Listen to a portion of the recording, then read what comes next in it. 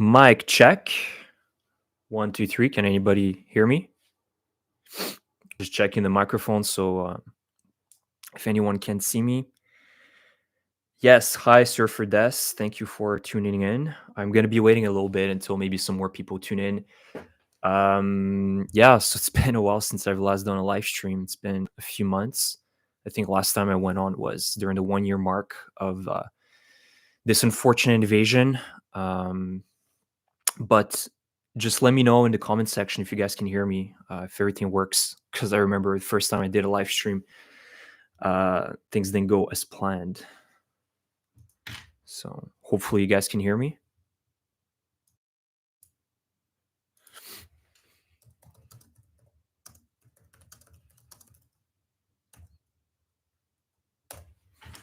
Привіт з Ontario. Hello, Hugh. Lots of Ukrainian people living in Ontario. What's up, Chris? It's Charlie from Long Island. Yeah, actually, guys, write down where you are from. I'm eager to hear where you're tuning in from. Last time I had some people from, I believe it was like in Africa and Central Asia. It was really impressive and surprising. I didn't know that people from these regions watched my videos. So Puerto Rico, yes, I already see the image of Puerto Rico. Manitoba, lovely Manitoba. From Quebec, salut. Pepino Oblast, that's a good one. Saskatchewan too, yeah. I mean, the prairies overall are full of, either first, second wave, third wave Ukrainians.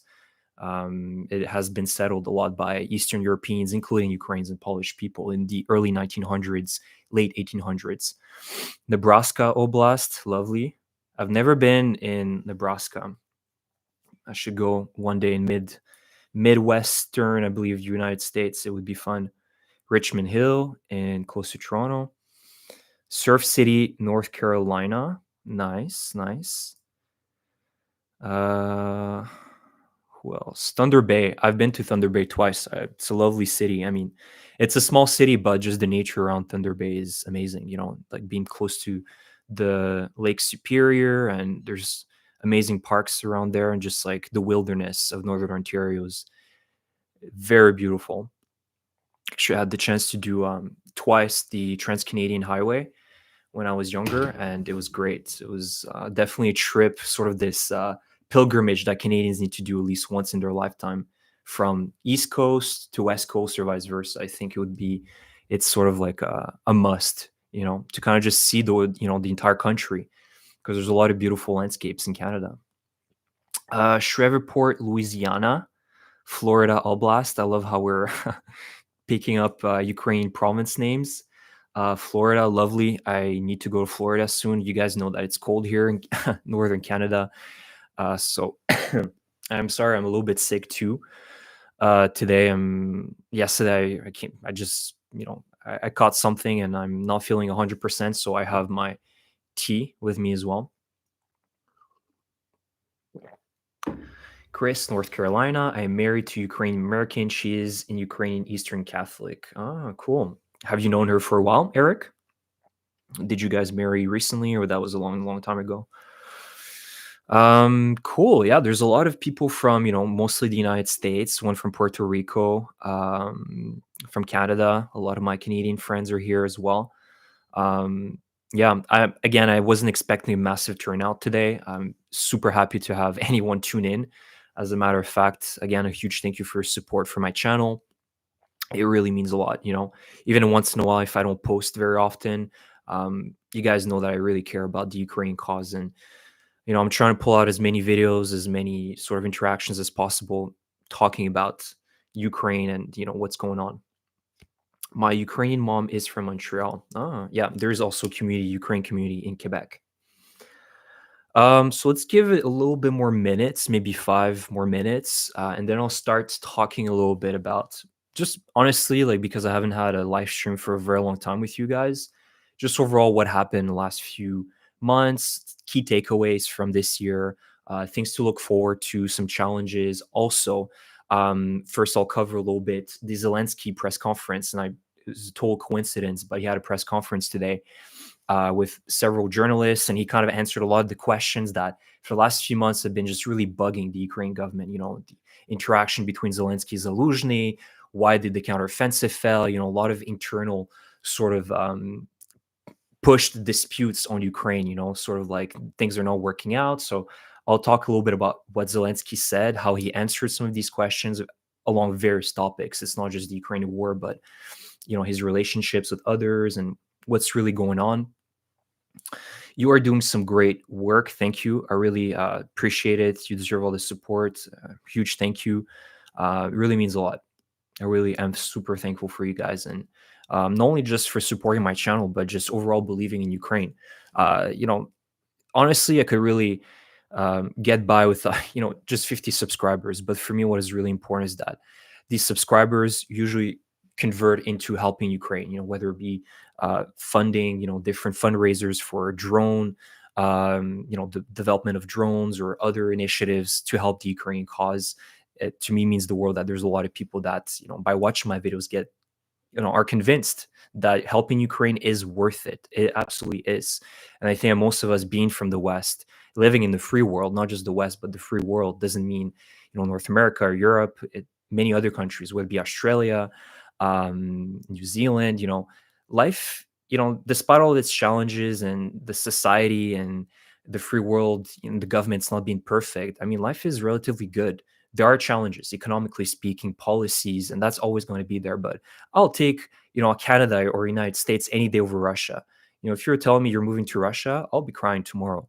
And I think that that's why most of Russian people for the last, well, forever have been fleeing Russia because there's no opportunities. And somehow there's and I know I'm going kind of very far away from the topic, but all I want to say is that there's a cognitive dissonance among many of these Russians that have left Russia years ago from Russia. Now are living in the United States or Canada. They're still Vatniks. They still support what Russia's doing. And I'm just, I don't understand that. What kind of ignorance is that? That you are right now living, in a great society. Many of them have great careers in the West, live well, and they still somewhat support, Putin's regime. Nostalgia is a hell of a is a very powerful factor, I think, as well. But I'm not saying it's all the Russians who are moving out of Russia. There's many of them that fled and they know exactly what's going on. But I'm still surprised and shocked that I still see a considerable amount of Russians sort of just supporting what's going on, and what's happening in Ukraine and supporting the Putin regime. To me, it's very concerning. Hi from Massachusetts. Don't forget the tourniquet, the need for tourniquets for the troops. Yeah, like even medical aid is absolutely necessary for Ukraine.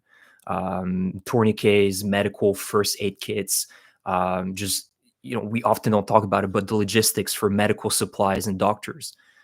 you know there's so many other aspects than just providing ammunition and weapons to Ukraine. There's so many, and that's what makes war extremely complicated. What are your predictions for 2024? I don't want to predict anything. Nobody could have predicted this, what happened in 2023. And again, who could have predicted the Prigozhin mutiny of 2023? I think that was one of the biggest takeaways of this year as well, is how so vulnerable the Putin regime look back in June, late June, when that happened. I believe it was June 24th, very important day when Prigozhin decided to, mutiny against Putin, and they were so close. I mean, I don't know, maybe it's just me, but it felt like, Putin was losing control at a, light speed. It was crazy, only to make a deal with Prigozhin eventually, and some are saying, what if he went all the way? Again, maybe he didn't have the resources or troops to take Moscow, and it would have been some bloody, battle, but it would have been good for Ukraine at the same time. If Prigozhin would have decided to stick with his plan and continue on, despite maybe the fact that he didn't have enough men and military to, do coup d'etat against Putin, it would have seriously damaged Putin far more than it actually did. And look how quickly Putin actually managed to put himself on a strong position now. I'm not saying he's absolutely untouchable, but he learned a lot of stuff, a lot of things from this mutiny. And we can't just say, well, next time it's going to be easier. It might be harder because he has, fired a lot of people, killed a lot of people, He has done a massive purge within his regime to make sure that the ones that were not too friendly to him, bye bye to them. Prague was a fool and it cost him his life. Absolutely. I mean, how stupid you got to be to think that you can make a deal with Putin. Seriously. I mean, I told you we did a survey when that happened. Do you expect? And most of you answered right. You voted that yeah, you expect Prigozhin to be dead very soon. I mean, it's a matter of time. And he trusted Putin. I mean, they're two cons. They're criminals, and you expect a criminal to hold its word? Come on, man. The economy will collapse. I mean, it's debatable. I mean, Russia's found a lot of loopholes. If we're talking about Russia, Russia's found a lot of loopholes around these sanctions and all that. Yeah, there's no denying that in the future, few decades, Russia is going to be a third world country, it already is a glorified gas station, and resource provider. But to say that the economy will collapse very quickly, I don't think so. And one thing that Russia's done well this year is find new partners, whether it be with China, North Korea, Iran, circumventing the sanctions with other countries in the West, including Switzerland or other ones that are outside of Europe or the free world, like the Maldives, which are helping Russia circumvent these sanctions. So they'll try until the very end, right? There will not be on non-proactive. Russia will constantly be proactive at finding ways to circumvent these challenges, these obstacles, whether they be economic, military. They'll fight until the very end. And I'm convinced of that. Now, we're about 10 minutes in. Again, I'm not going to take too much of your time. I'm planning to make this live stream about an hour long. So we have a lot of things to cover today. And first, as I said, I want to talk about the Zelensky press conference. So today I had a press conference, and why I mention it is because it's a lot of answers on questions that many of us had, or the media was pushing, the last few weeks. As I said, conflict between Zelensky and Zelensky, what's going on in Zelensky's government, corruption, also, relationship with Poland, and various things, that were not so great and positive for Ukraine. So first of all, he talked about the mobilization of women, and he says it's a big no, which I agree. So far, Ukraine has been able to hold the line, and there's nothing catastrophic and nothing necessary enough to mobilize women at this point. And Ukraine still has a large capacity to mobilize more men, which brings me to the fact that he says that they're planning to mobilize 450 to 500,000 men in nearby future, probably in 2024. And he says that it's still work in progress, evidently because it costs an enormous amount of money to mobilize. And if you don't want to repeat what Russia did last year, which was a catastrophic mobilization, right? I mean, Russia was completely unprepared at mobilizing, what I think it was between 200 to 300,000 men. It was so chaotic. And you guys remember the men had to get their own kit. And I remember seeing the video of sort of a military lady in the barrack telling the soldiers, the mobilized soldiers, that they need to get their own tampons as a replacement to like band-aids and things like that, or tourniquets, if I remember correctly. Just some ridiculous footage from this mobilization. So Ukraine wants to avoid this type of chaotic, unorganized mobilization, especially when we're talking about 450 to 500,000 people. It's a lot. And so that is going to cost, according to their estimates, about $13 billion USD. So that's not cheap. And also, you guys know that the US Congress has not agreed on this aid package to Ukraine. And I believe that this would have been absolutely crucial for Ukraine to receive some of those funds to be able to plan and budget this new wave of mobilization. And let's face it, Ukraine needs it. Russia is going to be throwing its meat waves at Ukraine. I've said it before, they're not going to detract from that. So it's a very expensive mobilization. I think it's good that Zelensky is talking about it. They're planning to start this new mobilization, and they want to make it efficient as well, and well done. Meaning that I've heard I've read some articles mentioning that they're planning now not just to force men into the army, but have people, so men select what kind of positions they would like, so they don't feel as forced to just join this brigade or that brigade. But there's different things like we've talked about. You need doctors, you need nurses, you need people that can supply the aid in the front line and streamline that and find roles that are appropriate for the people that have been mobilized. And according to their skills. So I think Ukraine wants to do it right, which is I 100% support that. So we talked about that, and then he noted that there is no conflict between him and Zelensky, that the relationship is good, and that there are no plans to fire him. Again, it would be political suicide for Zelensky if he decided to fire Zelensky because, well, they have some internal strife. I think that his other statement that he mentioned, that Ukraine needs to be united and there cannot be any divisions or current elections, and I fully support that. It's these divisions that cause then a country to fall apart internally, and especially in a state of total war against Russia. I mean, imagine if there's internal strifes and even a full scale election. I mean, in a full scale war against Russia, it would be the most stupid idea ever, in my opinion. Right now the resources need to be sent to the front line, not to make elections. So thankfully, that is not the plan for 2024. Now, he also noted that he hopes that Poland, now that's been sort of a big issue, that Poland, he hopes that they will put an end to this border blockade. Since November or late October, there's been a lot of blockades between the Ukrainian and Polish border for the flow of goods from Ukraine. There's been a lot of issues with unfair competition claimed by Poland, but it's made life, let's face it, very difficult for the Ukrainian people. They cannot move goods around. I believe maybe there are some policy implications behind it. Maybe it's a little bit unfair for the Polish people, but I mean, as I said, give some breathing room for the Ukrainian people. They are facing devastation, full scale war, eventual, destruction, and you're not allowing the Ukrainians to have a flow of goods, at least trade a little bit with the European Union, I mean, or other countries. It sucks, and I hope that this is going to get resolved, and we're going to not going to be hearing these stories anymore, because this is only helping Putin's regime. He says now, look how the West is fighting each other, how Poland and Slovakia and other countries are not allowing Ukraine to, they're not aligned with Ukraine. They're not allowing the flow of goods. It's helping Putin. Evidently, it is. You know, so I hope that this gets resolved, and we'll see how effective Zelensky is in this. Now, let me read some of your comments. Do you think the EU will finally implement Article 7 against Hungary and then free up?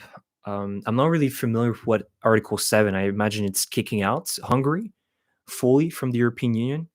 I'm not certain about what it is, but if that's the case, I don't agree with that. You don't want to punish the Hungarian people because of one bad government that is pro-Russian. I would say that they need to find mechanisms. I've mentioned that a few videos ago to stop Hungary from voting if they're aligned more with Russia, and knowing that, well, you clearly haven't met the requirements to be a voting member of our different bills that we're trying to pass. But you're still part of the European Union. We can still talk with you, make deals, but you just don't have the right to vote. But you shouldn't be punishing an entire population. I know a lot of Hungarians that are ashamed of what Orban is currently doing, just blocking this aid to Ukraine, having frequent discussions likely with Putin. And it's surprising, Hungary was invaded by the Soviet Union, and I believe it was in the late 50s, and they faced the Soviet terror. And to see kind of Orban reuniting with this sort of relationship, I don't know, it's very strange, but I definitely, as I said, I believe there's probably some hush money behind. That's how Putin gets to influence, Europe so much. Look at France with Le Pen and many other, governments that Putin has financed, secretly, to push, these divisions within Europe. And that has been it's kind of been swept under the rug a little bit, but it's also one of the reasons why right now Europe is relatively divided. I'm not saying the entire Europe, the European continent is divided, but there's a lot more divisions than there was, let's say, a year ago. And that is because of Putin financing and really trying to influence politics within Europe. There's already protests against Fico in Slovakia, and he was just elected. I mean, it sucks, he was just elected. Why? How come he got elected? And now people realize, well, oh, crap. I don't know. It sucks, because it kind of showcases to you as well that there's not enough people that vote. And I think that reiterates the importance of voting. Even if you think that your vote is not going to matter, you have to vote. And that is one of the biggest, I think, things that we have as a citizen of the free world is being able to vote our governments. Sometimes you got to pick your poison. Sometimes you don't want to vote because you don't align with any party. That's fine, but I think it's really important to still vote. And it might not fit exactly all your policies, but at least putting a vote in to align with a party that is closer to your ideals. I think it's important. And your vote is the biggest help for Ukraine right now, for sure. Then Trudeau said we're going to be sending a bunch of ammo, but where, when, so slow. Yeah, but again, Canada is not the biggest military country, unfortunately. I've said it in the past. It's unfortunate. Canada has a very large country, a massive border, and it has been underfunding its military for the last few decades to a point where, you have ships that are rusting away, they need replacement, and it's just playing catch up at this point. Catch up that maybe if Canada doesn't take it seriously, it will, play a large role in the future in its ability to defend its borders, which is also concerning. We've seen Russia having a lot of interest with the north of Canada. So in the past, so Canada needs to start investing heavily back into its military and stop, procurement is also a huge issue. I've heard a lot of complaints about procurement taking years to, the jet fighters, the new Canadian jet fighters. For years, I've been hearing articles which one they're going to pick, the Gripens or the F-35s. And only now, recently, I think a few months ago, they finally decided to go with the F-35s. But that took forever, and the story can repeated along many other procurement processes in the Canadian military. So that is a huge issue. I don't think Canada spends, yeah, I think it's along those numbers, 2 or 3% of its GDP on the military. It's in the current global context, I think that needs to be increased by a lot more. Um, so So I don't really have a lot of faith in the Trudeau government, being proactive in this field, especially since hasn't been any proactivity for the last few years. That's not only the Trudeau government, but previous governments that have really underfunded our Canadian military and our veterans as well. And the fact, I think I read somewhere that Canada has like less than 100 Leopard 2s. I mean, we have less than 100 tanks. That tells you a lot. Yes, my brother's on the Royal Canadian Navy, and our military is chronically underfunded. Yeah, and actually, where I walk usually in the morning, there is a recruitment office, the Canadian Military Recruitment Office, and it doesn't seem like there's a lot of people. There are people lining up in the mornings, but not as many as you would expect. So it's unfortunate. You see that there's less interest in the youth to sign up for the military. It's not as, also the salaries are not as great, especially the context of inflation. You just, unless you live really somewhere in northern Alberta or northern parts of Canada or remote parts, life is difficult now with the inflation. So that's why increasing GDP is absolutely essential and important. As I said, in the current global context, geopolitical context. So going back into the Zelensky press conference, so I can finish up about that, and then we'll talk a little bit about 2023. What are some key takeaways from 2023, and just kind of have a little discussion at the end with you guys, as I'm currently doing as well. So the last thing that Zelensky said is that where is it? Yeah, the drones. That's the drones. So Ukraine will build over the next year over 1 million drones. So they're planning to officially make it streamlined within the Ukraine government to build over 1 million drones. That is very important. And it's good to see that the Ukraine government puts a priority on these drones. The importance of them is that they obviously are reducing the number of casualties for Ukraine. Ukraine has effectively replaced the shortage of manpower compared to Russia with FPV drones and various other types of drones, which is saving a lot of lives. I'm imagining most of you guys have been going on social media, seeing the footage released by the Ukrainian military of these first-person view drones and how deadly they are. They're absolutely deadly. Their efficiency rate is unmatched. Honestly, you can kill with one drone that it costs what $500 USD, like a proper FPV drone kit, less than $500 USD, and you can kill 4 to 5 Vatniks effectively somewhere in Avdiivka, where they're all bunched up together and they cannot see these drones, and that's it. So these drones have been absolutely an absolute game changer for Ukraine because it has effectively allowed Ukraine to essentially kind of level the playing field with the Russians just throwing meat after meat at Ukraine, and Ukraine kind of countering that with, well, it doesn't have as many soldiers defending, but at least it has capable, drone pilots. However, that is not to say that Russia, again, Ukraine is Russia's best teacher. And that I heard from a recent interview with a Ukrainian soldier from the front line. And I believe his name is Sentsov. So he's a commander of one unit that is currently fighting Avdiivka. And he said that, unfortunately, despite that Ukraine has pioneered sort of this first person view drone warfare, Russia's learned from that. And Ukraine is the best teacher of Russia. So Russia started incorporating these first person view drones in their own units. So that's problematic. And that's what exactly Zaluzhny said, is that for every sort of technological edge that Ukraine has, it's only short lived. Russia can also match that technological aid or edge very quickly as well. So, although it has dramatically helped Ukraine, let's not forget as well that Russia has also upped their capacity in FPV drone warfare. But I still don't think Russia is as good as Ukraine in terms of producing quality first-person view drones.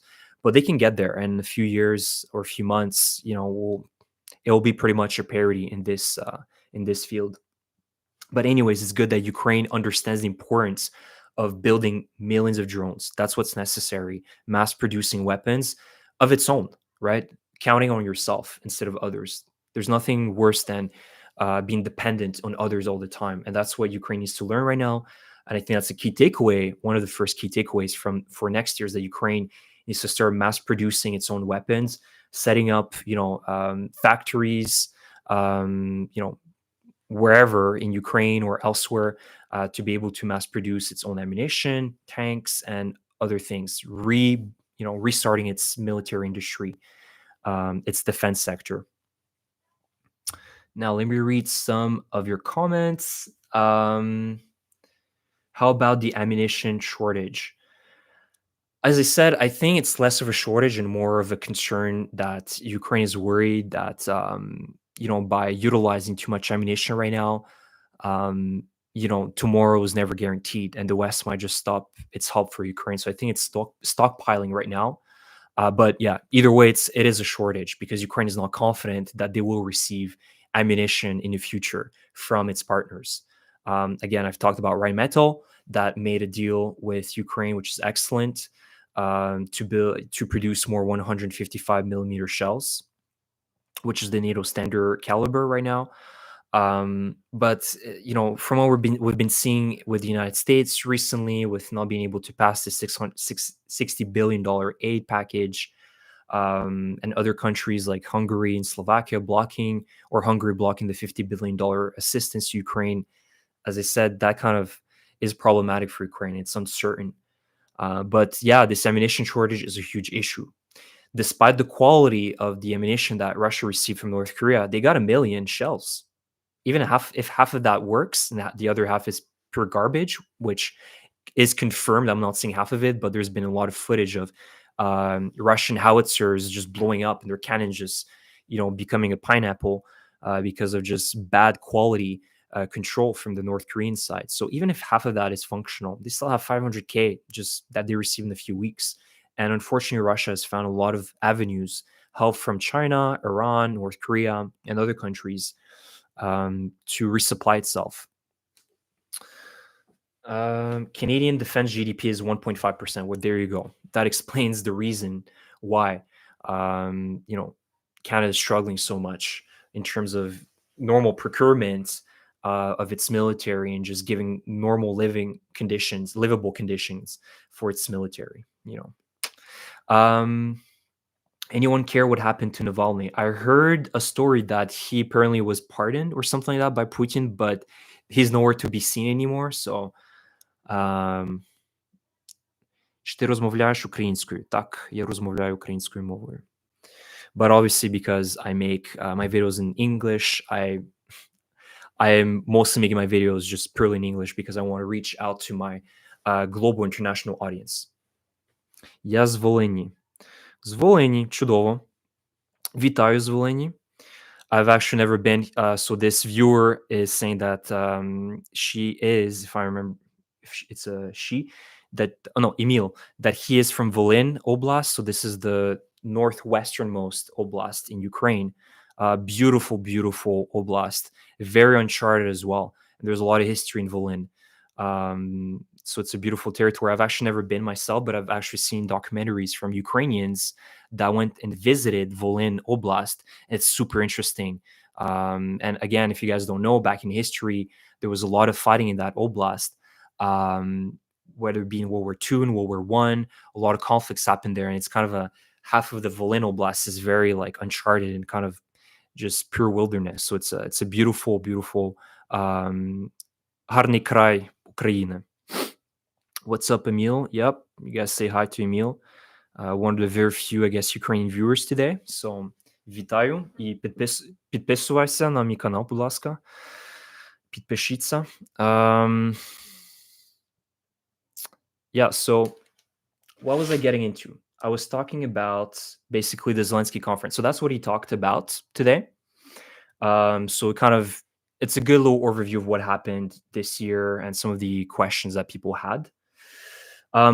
One thing I actually forgot to mention, that's really great news for Ukraine, is Boryspil airport. For the first time in, I guess, in the last 2 years, the first commercial airplane actually departed from Boryspil in Kiev.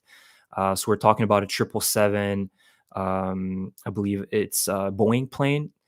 So the first commercial airplane that left Kiev and Ukraine since the full-scale invasion, which is really a big deal because this would mean that essentially more diplomats can come to Ukraine. Now, let's only hope that Russia doesn't decide to start doing a full-scale drone attack on Ukraine. But I think the confidence comes from the fact that Ukraine, especially Kiev, is super well defended now, thanks to the Patriot missiles, the different air defense systems that Ukraine has set up in Kiev. I'm not saying it's 100%, destruction rate of Russian missiles, but it's very damn close. And the Patriot systems are extremely effective. They've shut down even some Russian jet fighters in the south. So, I think that it's an excellent news that now there's now commercial airplanes, hopefully more, that can depart from the Boryspil airport. And all hopefully is going to be done safely. But of course, there's always a risk. You never discount the Russians doing a dumb thing and launching, missiles while there's, commercial airplanes flying in Kiev. So that is one excellent update as well. So yeah, привіт, Chris. Sorry I'm late. No worries. Welcome, Aussie. I imagine you're from Australia. And Surfer Dress, yeah, man, that's impressive. You're trying to learn Ukrainian. It's a difficult language. And again, I don't really interact as much because I live now in Canada with Ukrainians as much. I interact mostly at work in English or whatever else in French. And so it's difficult once you're not surrounded by Ukrainian people. You forget a lot of words. And for me, let's say, it would be very quick for me to pick up the Ukrainian to a perfect level, but I would need to go and live among, go to Ukraine or somewhere where there's a lot of Ukrainian people. But it's not an easy language to learn, considering that it's a completely different alphabet as well. And so a lot of these words don't make sense.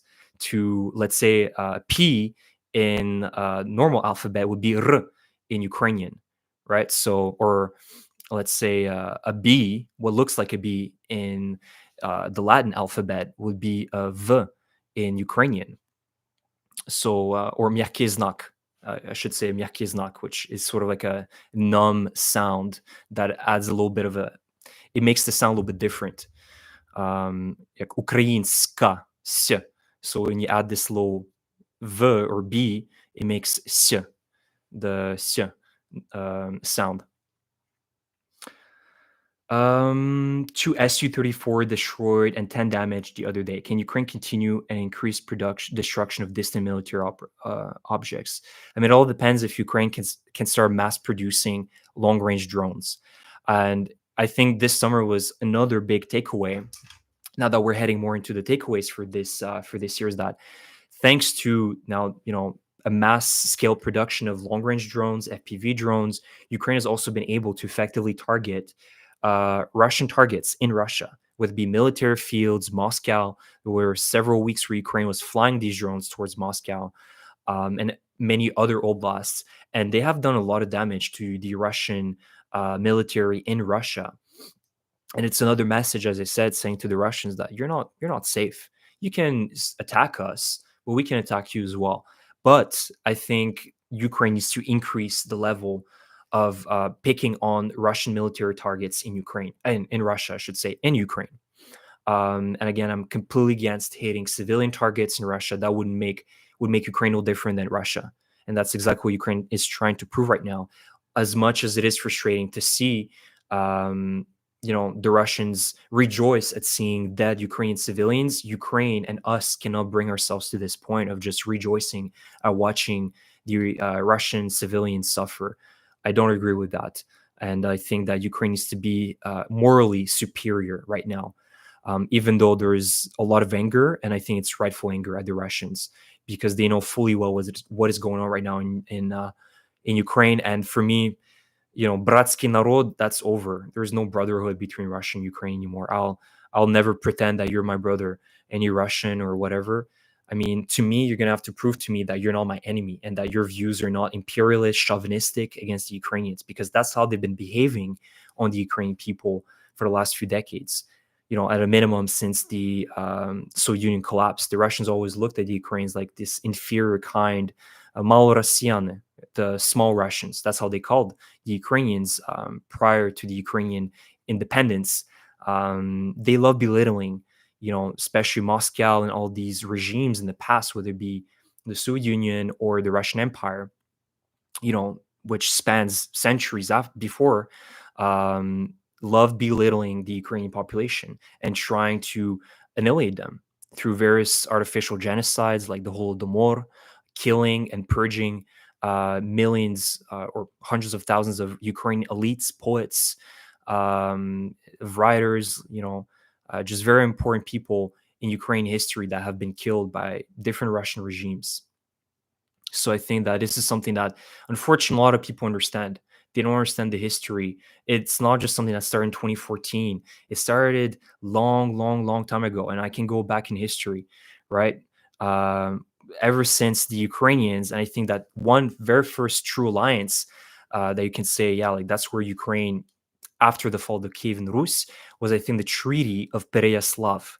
Again, there's no proof of that document that was saved, but that was in 1654, and that was when Khmelnytsky, who did made a lot of successful uprisings against the Polish-Lithuanian Commonwealth, was looking for alliances, and especially since he was feeling that he was getting weaker, and he needed alliances, and he allied himself with, unfortunately, Moscow, the Muscovites.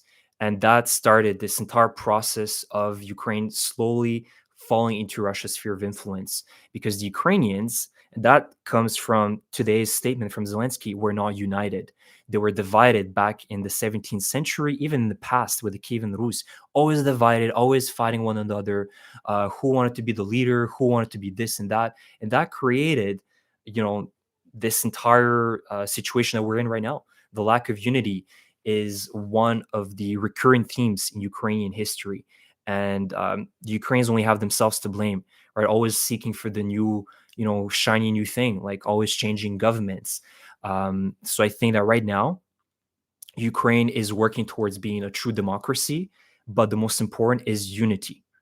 And you cannot have, this division. And that's exactly what Putin is trying to bring to Ukraine, right? Sending, maybe influencing some of these articles. Did you hear about Zelensky and Zaluzhny?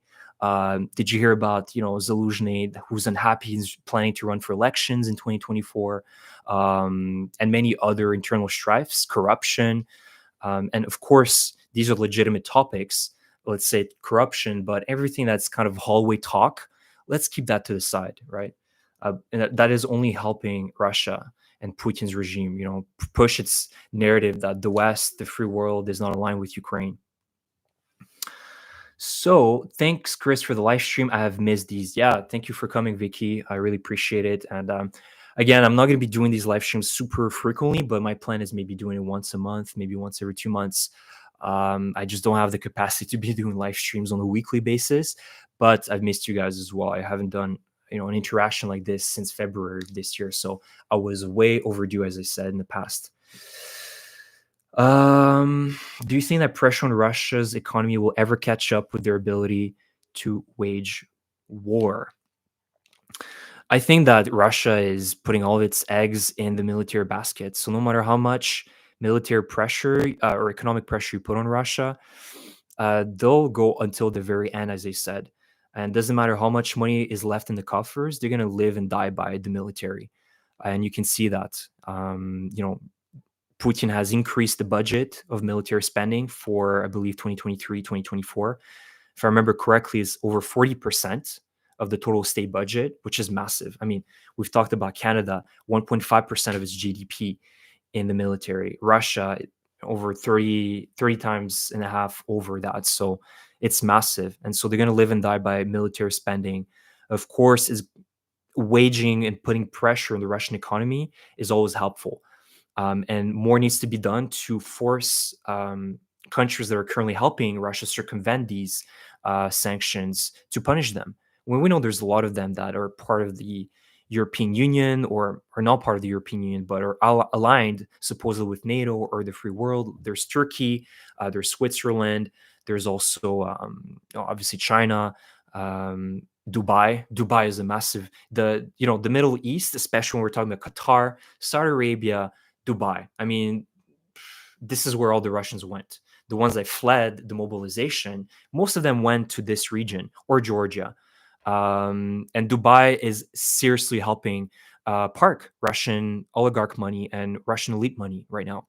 They're buying nice flats, condos in Dubai. Life is good for the Russians in Dubai, and they completely have ignored what is going on in Ukraine. And they'll only get back when when the war is going to stabilize and Russia will need to do full-scale mobilizations. And they absolutely could care less, I think, most of them, about the Ukrainian people. Such is the truth and reality in Russia's society. I've long given up now in believing that they will rebel or some of them grew good conscience. I believe there are many good Russians that know the truth and are trying to fight for it, but they're a minority. And I think you guys can agree with me on that topic, on this specific statistic.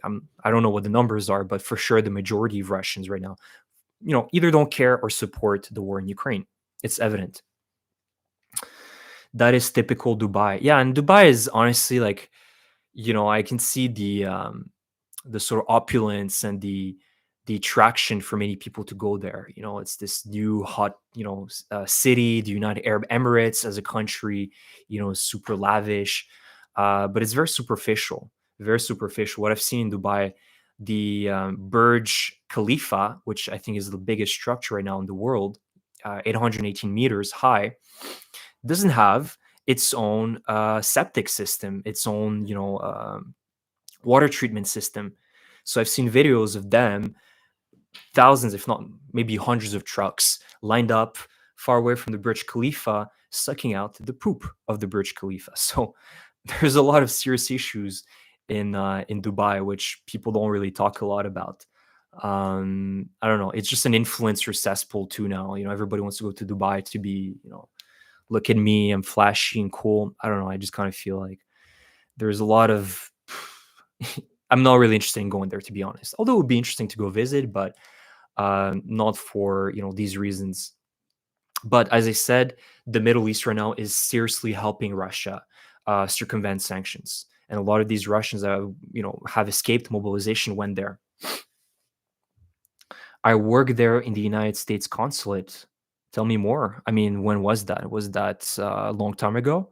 Because Dubai really is a recent success story. Of I would say post 2005, where oil prices went up, and you got to give it to the United Arab Emirates and all these other countries. They've really realized they need to start investing into other things other than oil. So they reinvest in building these flashy buildings, these really opulent, massive, ridiculous things like building an indoor ski station in the middle of the desert. I mean, you know, I'm not expecting to see that in the Nevada desert anytime soon. And they just try to turn these countries into massive attractions, like a gigantic attraction center, like a Six Flag Park, with massive, ridiculous things. Like you can go in, like an sort of like a scuba diving museum, if I remember correctly, as well, where you can do scuba diving. You can visit like a museum, like just ridiculous stuff. But you got to give it to them. They're all trying to think outside of the box. But unfortunately, they are helping also the Russians, because they love they love money, they love investments. So, and as you guys know, the Middle East, the rich Middle East, absolutely loves money, absolutely loves it. They are opulent. They are driving, each of them, the sheiks or the princes, Rolls Royces, or Bentleys, or super expensive cars. I mean, life is just different there. Uh, Orcs do not know what toilets are. Yeah, I mean, from the footage that I've seen, not that I'm expecting absolute, organization and seeing, the trenches being absolutely clean, but from the first person view drones that I've seen, on Russian trenches, it's absolutely disgusting. They throw trash everywhere. It's nasty. And it's so stupid because it allows the Ukrainian drones to you know find them and pinpoint them very quickly. You see trash, piles of trash, well, that's where the Russians are. I'm not saying that the Ukrainian side is absolutely perfect. For sure, you're gonna have trash management is one of the things you don't really think about when you're in a full-scale war. But the Russian, that's what we call them, orcs. I mean, Lord of the Rings was right, and the Russians are perfectly portrayed as orcs. They don't care when they lose a limb. They'll be crawling, and they'll be living like, less inferiorly to animals sometimes. And it sucks to a certain extent. You don't want to dehumanize people, but at the same time, the Russians brought this to themselves. These men have a choice. They have a choice to stand up to their commanders, to this mobilization, say, I don't want to be part of this madness. And yet they're crawling in Ukraine to certain death.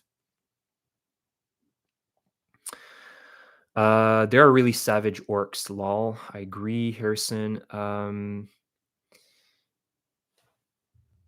Oceana, blue kind of cooking dinner. I hate those fake kind of places. I had a hard time adjusting when our family moved from the very natural environment of the Apache reservation to the Tempe, Arizona suburbs.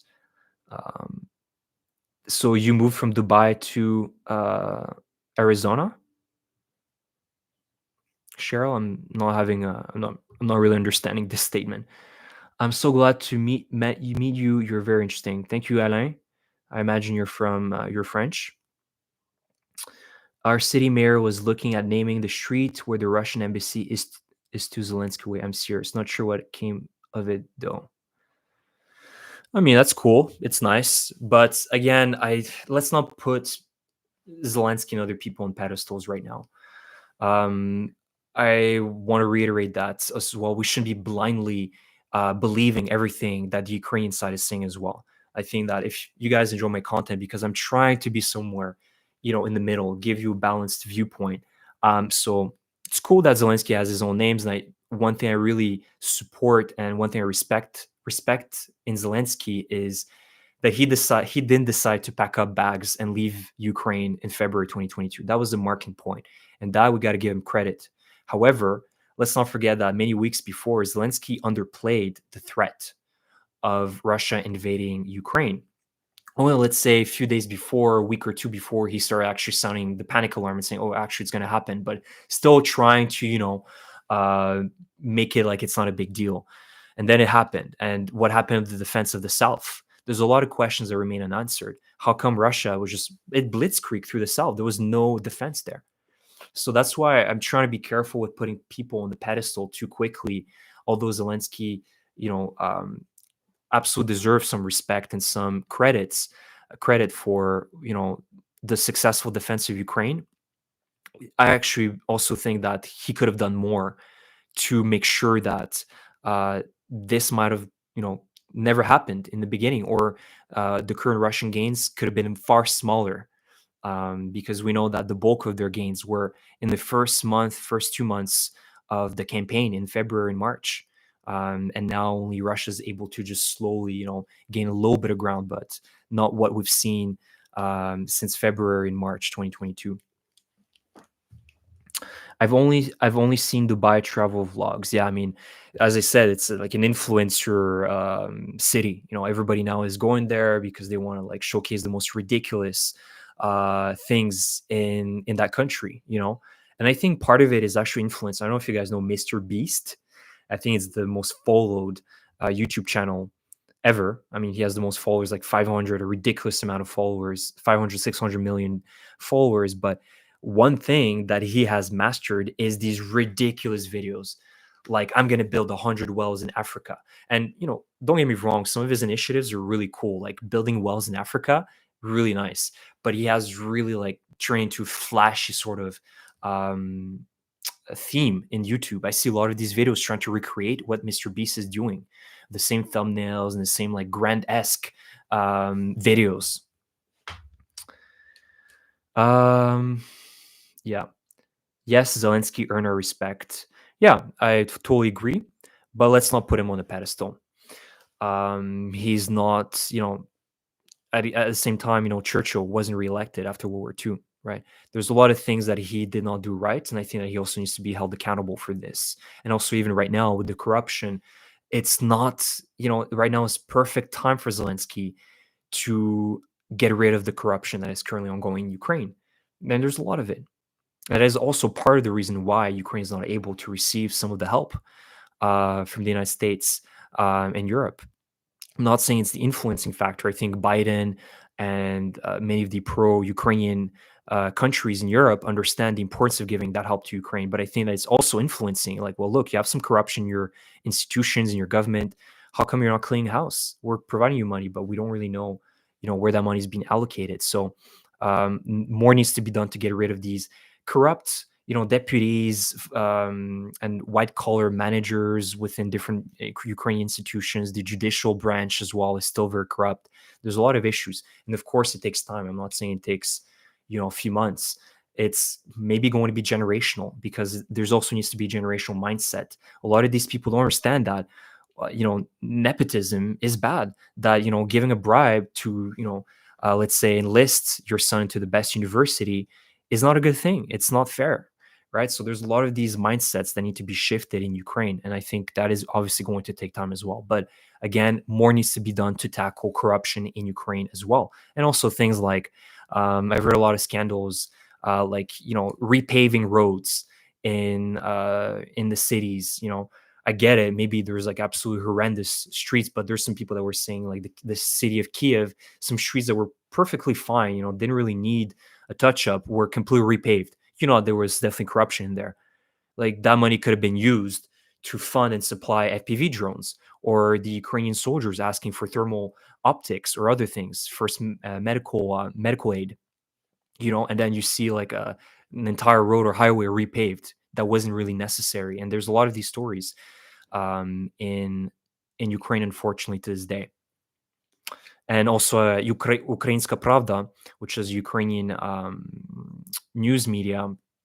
They've done an article, or they made a report on YouTube last week, just following around some of these Ukrainian deputies driving opulent, super expensive vehicles that they put down the name of the title holders of these vehicles to their family members, so people won't be blaming or saying, look at you, you're driving a Bentley or a Mercedes, but we know that it's their they've somehow accumulated not enough wealth to buy these Rolls Royces and Bentleys and Mercedes G-Class wagons, extremely expensive vehicles that, if they would drive, let's say, in more affordable vehicles that are half of that price, let's say 70K euros, um, that other half could have been used to buy pickup trucks for the Ukrainian military, which desperately needs also vehicles for the front lines. So All that being said is that there's a lot of issues within Ukraine military and the government. And it's important to also talk about that and not just say, well, everything is going well for Ukraine.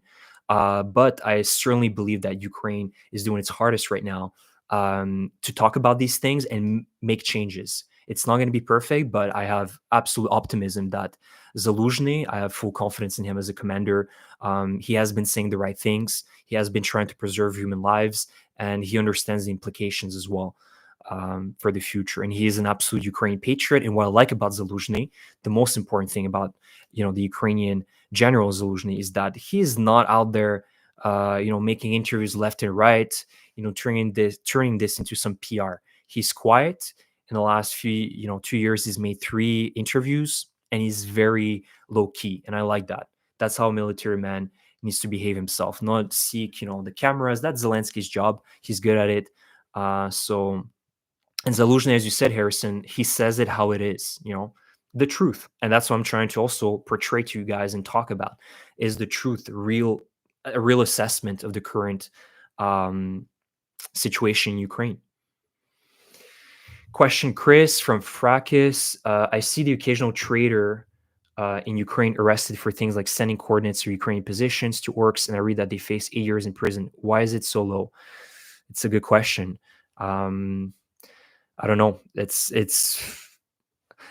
I'm not sure if it should be increased. I mean, I'm sure that it would detract most people to do that, but for sure you should be facing far more than 8 years.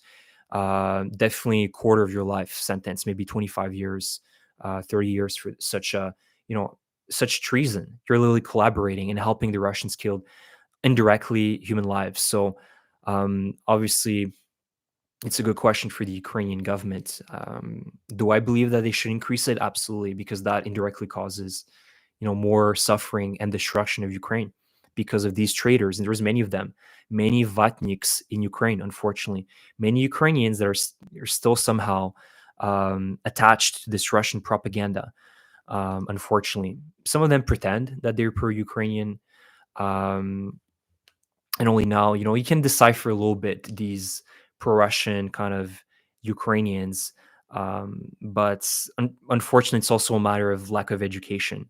A lot of them don't understand the historic implications of this war, of this conflict with Russia, and they're not willing to dig deeper to understand, why this is Russia's fault. I've had actually recently uh, um, a person that I knew in the past, I would say a colleague, that we cut up. Basically, we haven't been talking in a while, and he's Ukrainian, and he, obviously the theme of the subject of Ukraine came around as we, start catching up, and he revealed to me that he is more or less pro-Russian than pro-Ukrainian, and I just couldn't understand why, and I had to eventually stop this conversation because I was like, we're not going anywhere. I'm not going to convince you that you're going to believe, my position. You're going to understand my position, perhaps convert into be pro-Ukrainian, and neither you will convince me to be pro-Russian ever. So it's pointless. But I was just dumbfounded because this person has lived a very long time in Canada. And I just couldn't understand how come you think that this is somewhat Ukraine's fault, that Ukraine is behind. It is the reason why it's suffering right now. Of course, Ukraine is not perfect. And I'm not saying that Ukraine is, as I've said, there's a lot of issues to fix. But to come to the conclusion that this is somewhat Ukraine's fault rather than Russia's, to me, makes absolutely no sense. And it's very unfortunate. There's a lot of cognitive dissonance, right? You say that the West is evil. Look, a lot of whataboutism. What about the United States doing this and that? We're looking only at this context right now, and we can go back in history and start pointing fingers at what certain countries did wrong, and it will never end. I think we need to be right now in the present and learn from our mistakes. And so there's a lot of whataboutism, cognitive dissonance within these vatniks that live in the free world, whether it be in Europe, in North America. They simply have a lack of education in terms of knowing the history, understanding the history. And sometimes it's just the easiest messages that come across as, the most logical is the evil West, and look at Russia defending traditional values and fighting for the church and trying to stop NATO from expanding. And we're reaching the 1 hour mark, so I'm not going to take more of your time, guys. But um, that brings me to also Putin. He made a small appearance again online today, and he again reiterated these same wounds that he's been repeating for the last few years, that this is all NATO's fault, that Russia didn't want this war, that NATO is expanding its territory, its borders against Russia. The paradox is that, well, by invading Ukraine, basically Russia only convinced Finland and Sweden to be admitted to the NATO alliance, right? So it essentially just expanded, NATO's reach to Russia. But again, NATO is a defensive alliance. Never, never will NATO attack Russia. That's not in the framework and the mentality of the West, at least in Europe, right? Europe right now wants to preserve peace, wants to preserve good diplomatic relations with its own difficulties, but that's what I see the West trying to do right now, and not trying to stir up conflicts like it did, let's say in the past, if we bring examples, especially the United States. And what worries me as well is it turns into more of a passive sort of diplomacy. And now I'm worried about Trump, in 2024, maybe getting reelected. And, we know what Trump is going to do. He's definitely going to give, everything to Russia. He's going to stop the support to Ukraine. And, he's a sucker for Putin somehow. I guess the Make America Great Again Republicans have just something for the Russians. Maybe it's the money, maybe it's something else, but these old conservative Republicans from the Ronald Reagan era, pre-Soviet times even, were completely different, and they were all aligned, whether you were a Democrat or Republican, against the Soviet communist threat, which was a real legitimate threat. Look at how Russia back, during its Soviet Russia, the Soviet Union during its reign, just easily, did invasions left and right, threatening Europe, especially, would be Hungary, Czechoslovakia, different, situations in the history of the Soviet Union indicate that it always had an aggressive mindset, which is right now, the West is struggling because it's very passive, and it thinks that it somehow can convince Putin, which hasn't changed its mentality from the Soviet times, through diplomacy, making a deal. Well, if we make another peace deal with Russia, then somehow that's going to stop the war. That simply isn't the case. They are in full total war mindset right now. Yeah. So the bigger the lie, the more it's repeated, the more people will believe it. Yep, absolutely. Chris, born and raised in Canada, was 9 in 72 when it was us against them, and this person has no idea of right or wrong. When Russia says something, you have to invert it to make sense. Absolutely. That's what I said. Whatever Putin opens his mouth, most of the time you have to, inverse, or take it as the opposite message. We're winning. I mean, you're not doing well. Ukraine needs millions of drones, allies to outproduce Russia. Yeah, I mean, also one thing in terms of drones, artillery. Artillery is still king. It's still king, and it still dictates this war against Russia. FPV drones will not be the panacea, the ultimate solution to somehow, create this parity between Russian artillery and Ukrainian artillery. I think that Ukraine needs to continue producing more and more artillery and receiving it, because artillery just has much of a bang. It can literally, if you have a lot of this artillery, you can destroy entire areas where Russians are located. Whereas drones are very, very, very small areas of destruction. Although they're very effective, but you can't convert, tens of thousands of Ukrainians to, fly them. It's just too difficult. There are hundreds of thousands of Ukrainians to fly them. There's still going to be a need for artillery, and that is the most important thing, I think, right now. And also having some sort of air presence for Ukraine. That's what we've been talking about, the F-16s. Again, I'm not going to say that they're going to be game changing, because I don't think so. The element of surprise is lost. Unfortunately, the Russians have most likely been preparing to eventually meet these F-16s. So they've been putting a lot of air defense systems, electronic warfare systems along the front line. They have a lot of them. So, you know, although it's important to have the jet fighters, different types of aircraft, whether it be strikers or bombers, um, you know, I think that even with 70, or I believe it was like 70 or 72 that Ukraine is going to receive, um, it's not going to be like the game changer for Ukraine, although it's definitely going to help start, doing massive amounts of strikes, really deep within Russian occupied territories in Ukraine. Um, yeah. And one last thing I wanted to mention, so some of the key takeaways. Although we've been talking about, some of the issues with the counteroffensive, the Ukraine counteroffensive, this summer and fall, I think one of the biggest victory that is not talked enough about is, the victory over the Russian Black Sea Fleet.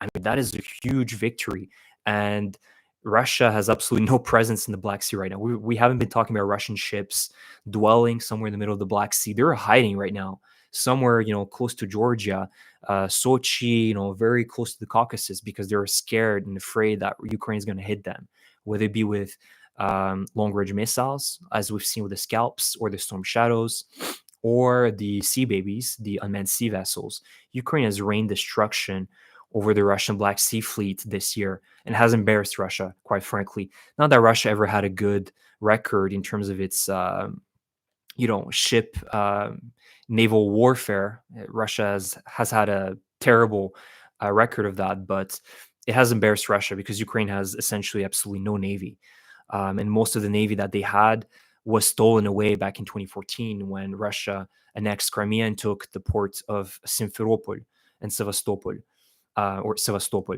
So. Of course, Ukraine lost a lot of its navy, and a lot of Ukrainian traders also switched sides, unfortunately. So that is a huge victory and a big takeaway, I think, that we need to take. That is a huge, big deal that is not talked enough about, just because it's not flashy enough. Ukraine wasn't like fighting with massive destroyers and battleships and aircraft carriers. Like, it was just the Sea Babies, so simple, brought down several massive Russian ships and a submarine. It wasn't the Sea Babies, it was a long-range missile that destroyed one Russian submarine that was in a dry dock. But either way, it really embarrassed Russia this year. Another big takeaway that I have is, Ukraine modernized its military this year. Ukraine received about 200 to 300 modern tanks, which is a big deal. Leopard 2s, Leopard 1s. There's some Abrams tanks, Challenger 2s, some, if you may call it a tank, the AMX RC-10, which is a French sort of mobile tank, light tank. So Ukraine received a lot of new tech that is trying to conserve. Ukraine, we've seen the first few days of the counteroffensive launched kind of this combined arms operation that was suggested by the United States and didn't work out. They lost, several Leopard 2s and several Bradleys, and it just wasn't working out because Russia was really well prepared. So I think right now Ukraine is trying to conserve these weapons. Additionally, armored vehicles. Ukraine received 1,600 different types of armored vehicles, including the Canadian Senators, and other Max Pros and the Bushmasters, and various vehicles that are very good and mobile, Humvees as well. Ukraine has been utilizing actually a lot of these lighter armored vehicles for their pushes and movements and attacks against Russian positions. We've seen a lot of footage of Ukrainians, driving maybe 2-3 Humvees, one Max Pro, and attacking a Russian position, whether it be in Bakhmut or in the south. Chris knows his stuff. That's why I love your work, mate. Thank you. Really appreciate it. Again, I'm not by any means an expert in everything, but I've been following this conflict from the very, very beginning, ever since, well, in its modern history, since 2013, since Maidan happened. I've been following this pretty much regularly. So I understand the entire timeline of events and chain events that led to this current situation. And obviously, because I'm doing YouTube, I have to keep myself updated with the news and what is going on, the geopolitical implications. So I read, I watch a lot, different channels as well. I love, Ukraine Matters. Georgie is always great. So shout out to him, to Georgie, to Ukraine Matters, Starsky, Operator Starsky, Denis Davidov. Also, Good and Bad Times. I love that channel. I think it's a Polish channel that makes a lot of great analysis. Caspian Report, like Caspian Report as well. It's an excellent channel that also talks a lot about geopolitical implications and different situations. What else do I watch? I watch a lot of stuff, but again, I'm usually really aligned with content that will expand my knowledge, not only about Ukraine, but different, different things, different political and historical events as well. Check out Professor Gerdes. Okay, yeah. I also like, if we're going down the trail of other great channels or people that I like to listen to, is Stephen Kotkin. I don't know if you guys know about him. Maybe some of you have heard about him. He's sort of like a Russian historian, and he's made a lot of great videos recently, especially talking about the situation in Ukraine. Jake Bro, yeah, he's made a lot of great content. Again, it's hard to watch every single channel, but yeah, there's a lot of great pro-Ukraine content. But I was talking about Stephen Kotkin, and he's a great Russian historian. I suggest you guys to watch him as well, because he also made. I didn't read them. I should start reading them, but massive volumes about Joseph Stalin and the history of how he came to power. How he was one of the most influential dictators in the history of the world. That's for sure. And he talks a lot about. He has a lot of knowledge about Joseph Stalin, and I think that Putin, even if he doesn't really like Joseph Stalin, he takes a lot of notes from him. You can see there's a lot of things that he has taken out of the Stalin playbook in the current context of the war with Ukraine. One of the easiest things is, let's say, the winter wars with Finland back in the 1930s, whereas Russia literally did the exact same thing as it did in Donbass early February 2022, where it essentially created casus belli, shelled sort of like its own village to blame it on the Finnish people, and then invade them, and then eventually force the Finnish people, although it wasn't a Russian or Soviet victory, it forced Finland to give up some of its territory. Exactly the same type of situation as we're seeing right now with Ukraine, right? Trying to force and exhaust the Ukrainian side so they have to give up some of its territory.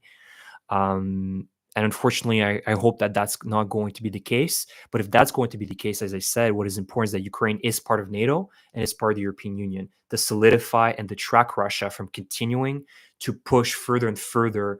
Hope for a pause, which Russia certainly hopes for right now because it's losing more than it can produce in terms of tanks and artillery and things like that, and jet fighters. Well, Russia can't really produce many of its new jet fighters. Look at its civil aviation sector. They haven't even brought a new modern civilian aircraft in your last 20, 30 years. So, in terms of the Air Force, I'm not really worried. But in terms of land warfare, Russia still has a massive capacity to rebuild itself.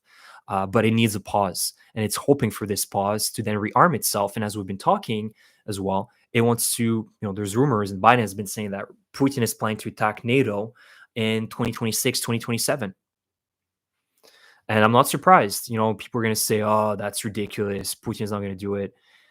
Best example, Ukraine. People were saying in January, February, he's never going to invade Ukraine. He's never going to do this.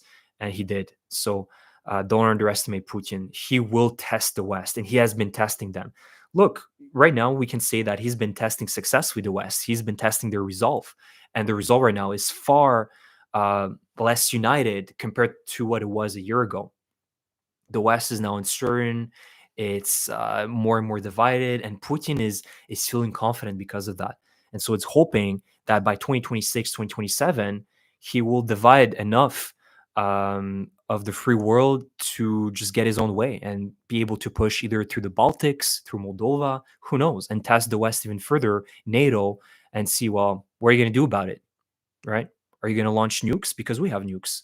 And so it's really important right now to prepare yourself, build defenses, whether it be in the Baltics, in Moldova, in other countries, or Finland as well, to make sure to detract Putin from doing this. Expect the unexpected. Fully agree, Harrison. Moldova is next. Yeah, Moldova would be the next logical attack, in my opinion. Again, it depends if Russia is able to also mobilize and fly a lot of its airplanes they probably will through the Black Sea, let's say, and bring troops to Moldova. They have a few garrisons, like old Soviet garrisons from the Transnistria conflict back in '92, if I remember correctly. So there's like an enclave, essentially, sort of like what we saw with the Donbass. The DPR Republic is exactly what is currently going on in the Moldova. And so Moldova would be the easiest target. It has not really a big military and it wouldn't be able to defend itself. But nothing stops Moldova to ask Ukraine for help. And I think the Ukrainians would be very willing to help Moldova if this was to happen. And I hope it doesn't. Um, or even, as we've seen Belarus trying to um, throw more oil on the fire with Poland and do some incursions with PMC Wagner, even though they're not really, they've been renamed, but, other private military companies to try to destabilize Poland or the Baltics, Lithuania, Latvia, Estonia. There's various scenarios. And as we've seen as well, Russia's been collaborating a lot with Hamas, the Taliban, North Korea, Venezuela, Iran, China. I mean, it's a new partnership. That's another takeaway for this year is that last year we haven't been really seeing these sort of relationships apart from Iran helping Russia a little bit. But now Russia's really reinforced its ties with a new kind of axis, if I may call it, China, Iran, Hamas. I think the delegation of Hamas came to Moscow, and the Taliban met with I think Lavrov.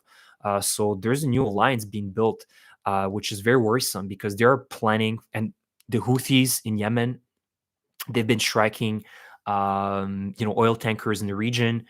So there's, a lot of new alliances, let's say new dictatorships forming or powerful alliances that are in the interest of these evil dictatorships and despotic governments.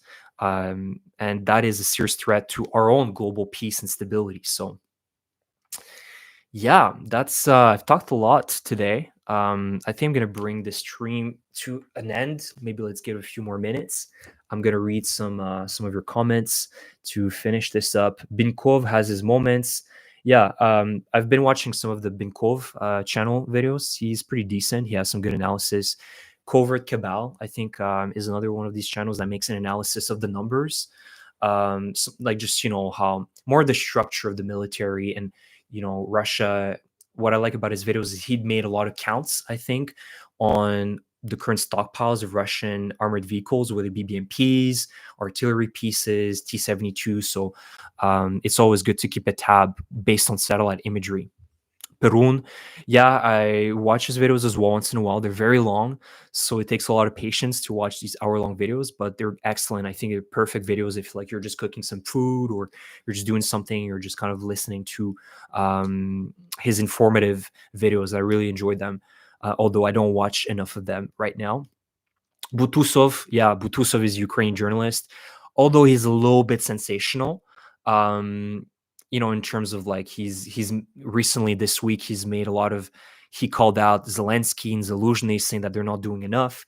And I understand some of these perspectives because he's very often on Avdiivka. If you guys don't know who Butusov Plus is, it's a channel and his name is Yuri Butusov. So he's a Ukrainian journalist slash activist, and he goes often to the Ukrainian front lines, talks with the soldiers, with commanders, with various people that are involved in the front line, and he makes footage there, interviews, and so he has a lot of insight as to the current situation in the Ukraine military.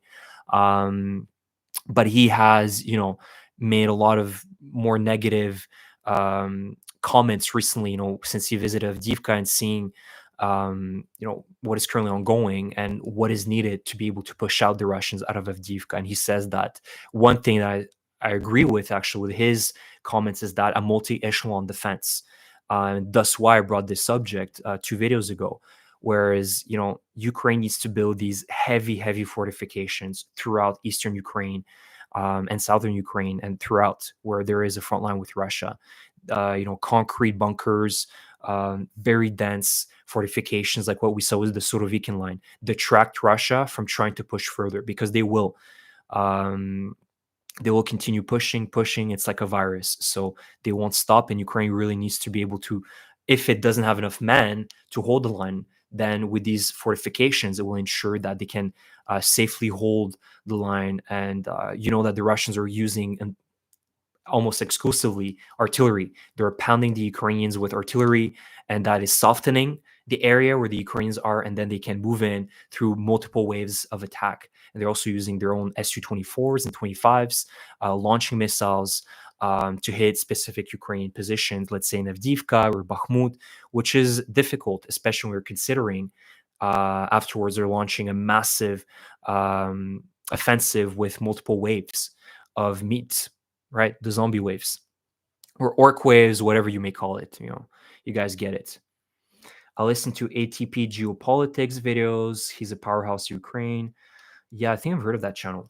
I can't really criticize fully. I don't have all the info. Hey, Avdiivka is hell. Yeah, it is absolute hell, and you know it's only thanks to the bravery and heroism of the Ukrainian military that they're capable of holding this city. And it's really heroic what the Ukrainian forces are doing right there. You know, holding this city for months. And even Mariupol, you know, a few brigades, the Azov brigade of a few, thousand soldiers, a few brigades in Mariupol held an army of 50, 60,000 Russians for months, right? The Ukrainians have shown a capacity to really fight the Russians. And their heroism is partly the reason why. We haven't seen this in a very long time since, you know, World War II. Um, I'm with you. I want Avdiivka to hold because if it is taken, there will be next. Yeah, exactly. That's the main goal. Strategically speaking, for Russia, Avdiivka, you know, it doesn't bring them any closer to total victory over Ukraine, but you can you can bet that Russia's going to continue swallowing and eating and you know just being this hungry sort of orc that it is and continue destroying other cities. That's why Ukraine is fighting so hard right now, defending these, you know, uh, plummeted, almost destroyed, fully destroyed cities like Avdiivka. But there is a point because Ukraine wants to avoid future scenarios where other villages and cities will face the same fate. And right now, the main reason why Russia is really fighting so hard in Avdiivka is because Putin needs some sort of victory. He needs to again bring to the table, the Russian media table, some sort of prize, a victory, you know, so they can again feel proud of themselves that Величная Россия won against Ukraine, мы непобедимы and stuff like that. You know, the typical sort of narratives like we're never going to be beaten. They always like to associate this to the Great Patriotic War. They associate a lot of these current fights to the Great Patriotic War. So, yeah, that's the unfortunate situation. But as I said, that's why Ukraine needs to be building heavy fortifications. So I think I'm going to bring this live stream to an end, guys. I don't know what you guys thought of the live stream. I hope you enjoyed it about the several topics that we covered. Again, a huge thank you for being there. I had really great questions, great interactions. Thank you to all of you for coming. Again, if some of you are not subscribed, please subscribe. Always welcome.